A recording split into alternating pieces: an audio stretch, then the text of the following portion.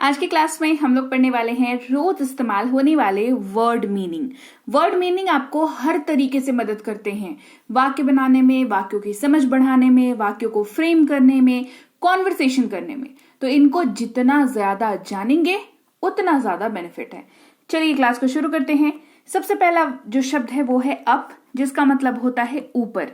तो जैसे ही कहते हैं हाथ ऊपर, कहेंगे हैंड्स अप। क्या कहेंगे? Hands up.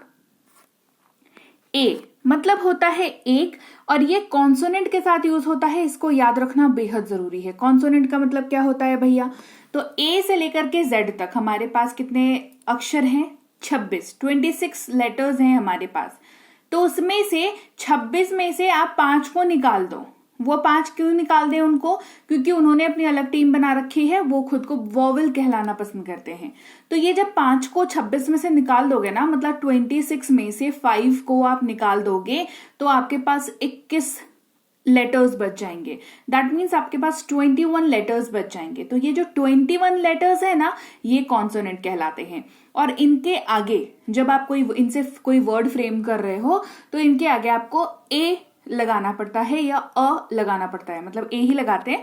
उच्चारण बस थोड़ा थोड़ा डिफर हो जाता है डिपेंडिंग ऑन की वाक्य कौन सा है। ठीक है, जैसे वहां एक पुस्तक है, देयर इज अ बुक।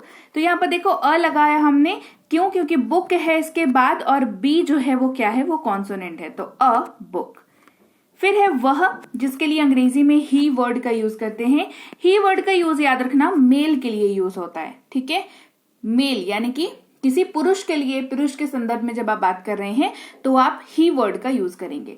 जैसे वह रोहन है, ही इज रोहन। वह रोहन है, ही इज रोहन। फिर है फॉर, जिसका इस्तेमाल होता है लिए के तौर पर। तुम्हारे लिए, मेरे लिए, उसके लिए, इसके लिए, है ना। जब भी आप लिए के बारे में बात करते हैं, जैसे ये तुम्हारे लिए है, दिस इज फॉर यू। ये तुम्हारे लिए है, दिस इज फॉर यू। और या तथा इस्तेमाल करते हैं शब्द एंड का। किसका यूज करते हैं? एंड का। जैसे चॉकलेट और biscuit, chocolate and biscuit, chocolate and biscuit. आगे बढ़ते हैं। पर जब आप किसी लोकेशन की बात करें, किसी स्थान के बारे में बात करें, और उस जगह के बारे में बात करते वक्त आपको यूज करना है शब्द एट का। जैसे वो घर पर है, he is at home. He is at home. Home की जगह पे एयरपोर्ट कर लो, he is at airport. Home की जगह पे रेलवे स्टेशन कर लो, he is at railway station. Mall कर लो, ही इज एट मॉल। ठीक है, तो एट लोकेशन के बारे में बात करता है।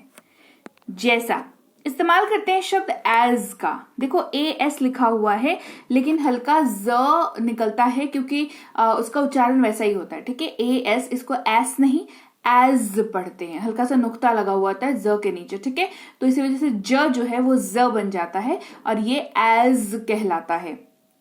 जैसे जैसा मैं कहता हूं करो, डू एज आई से।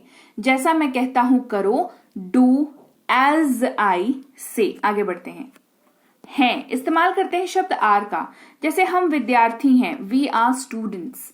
हम विद्यार्थी हैं, वी आर स्टूडेंट्स। हो इस्तेमाल करते हैं शब्द बी का। जैसे ये हो सकता है, इट कैन बी। ये हो सकता है, इट कैन बी। पर इस्तेमाल करते हैं शब्द ऑन का। ये जब कोई चीज, कोई सामान किसी दूसरे सामान के ऊपर रखा हुआ हो ना, तो वहां पर ये अच्छे से यूज हो जाता है। ठीक है, जैसे पुस्तक मेज पर है, मतलब ये क्या दिखाता है? ये पोजीशन दिखाता है बेसिकली। पुस्तक मेज पर है, the book is on the table. कोई पूछे तो क्या बोलोगे कि किताब कहाँ है? टेबल के ऊपर है ना, ये टेबल पर है किताब। तो कहेंगे the book is on the table. Of इस्तेमाल होता है शब्द का, के, की। इन तीनों के ही जगह पर आप ऑफ वर्ड का यूज कर सकते हैं। जैसे मोबाइल का cover, cover of mobile. Mobile का कवर, कवर ऑफ मोबाइल। से इस्तेमाल करते हैं शब्द टू का, TO टू। और इसका मतलब क्या होता है? मतलब होता है से। जैसे आपको कहना हो दिल्ली से गुजरात तक, दिल्ली टू गुजरात। ठीक है, टू का यूज हो गया। फिर कह लो सोमवार से शुक्रवार, है ना, मंडे टू फ्राइडे। इस तरीके से का यूज होता है। फिर है आई, जिसका मतलब होता है मैं। जब आपको खुद की बात करनी हो, खुद के बारे में बात करना हो, आप जैसे कहना हो कि मैं बाजार जा रहा हूं, मेरा नाम ये है, मेरा नाम ये है कि इसके लिए माई यूज होगा, ठीक है। मैं बाजार जा रहा हूँ, मैं एक स्टूडेंट हूँ, मैं एक डॉक्टर हूँ, मैं एक टीचर हूँ, मैं यहाँ जा रहा हूँ, मैं वहां जा रहा हूँ। जब आप अपनी बात कर रहे हो तो आप आई का यूज करते हो। जैसे मैं एक छात्र हूँ, आई एम अ स्टूडेंट। मैं एक छात्र हूँ, I am a student. Clear? तो ये थी आज की क्लास। बहुत इंपॉर्टेंट वर्ड्स हैं, आपको आने ही चाहिए।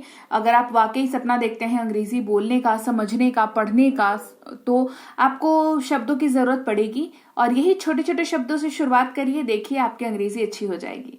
आप देख रहे हैं इंग माता, और thank you so much for watching. कैसी लगी क्लास कमेंट करके मुझे बताना जरूर।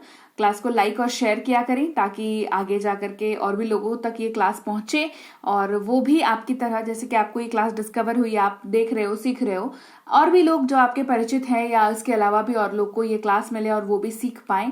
तो इसके लिए डू शेयर एंड सब्सक्राइब, और मिलती हूँ मैं आपसे आपकी अगली क्लास में। Till then, thank you so much for watching. Stay tune to इंग माता।